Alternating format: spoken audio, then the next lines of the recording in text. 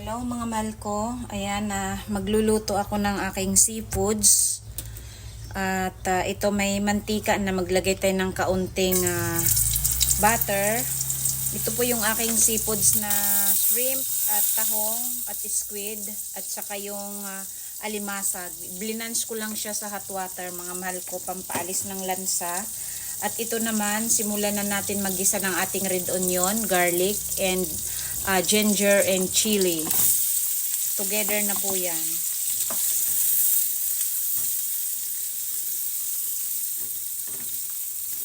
Gisa-gisahin muna natin ng mabuti ito mga mahal ko. Kaya ko lang siya blinange kasi may 1 week na siyang na market. So gusto ko lang mas fresh ang seafoods. Yan mga mahal ko, gisang-gisa na. Iunahin natin ito at aking gugupitin. Ayan, para mahati siya. Yep. Ayan. At i-mix natin ang tahong. Ayan.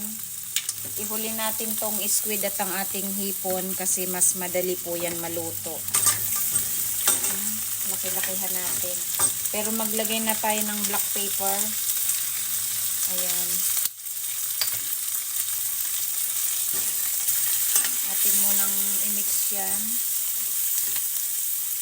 Mga mahal ko, mayroon ako palang nakitang kapirasong carrots. Ilalagay ko. Optional lang. Ayoko lang masayang. At saka yung ating spring onion.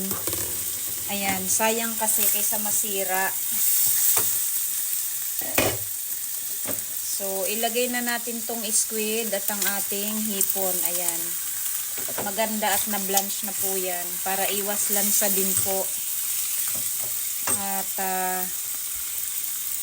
maglagay naman tayo ng ating oyster. Na-miss ko na magluto ng naka-video. Ayan.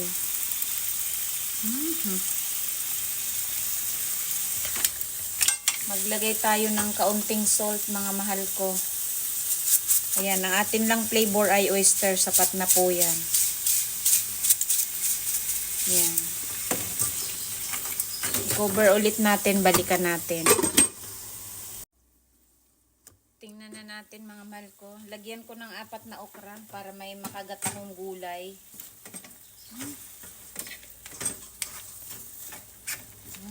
Mukhang ang sarap-sarap na. Teka nga, tikman natin. Kuha tayo ng spoon. Yan. Kaya masarap yan. Sapat na yung oyster lang kasi nga hindi ho ako nagsasabaw.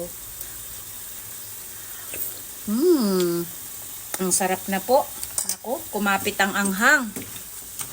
Ayan, lumalapit ako sa ating cellphone dahil wala tayong microphone mga mahal ko. Ayan, mga 2 minutes, luto na po yan. Balikan natin. Yan, i-final check na natin mga mahal ko. Luto na yan. Para hindi mag-rubberize ang ating squid at ang ating hipon. Ang ating shrimp.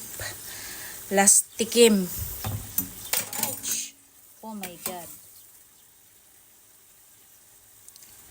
Anlawan ko lang. Yeah. Excited na ako kumain.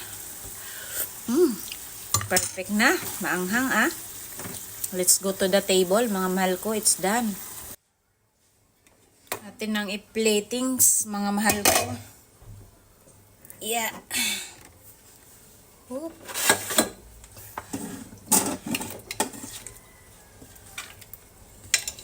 Yan. Ako, ang sarap. Diyos ko po. Only rice.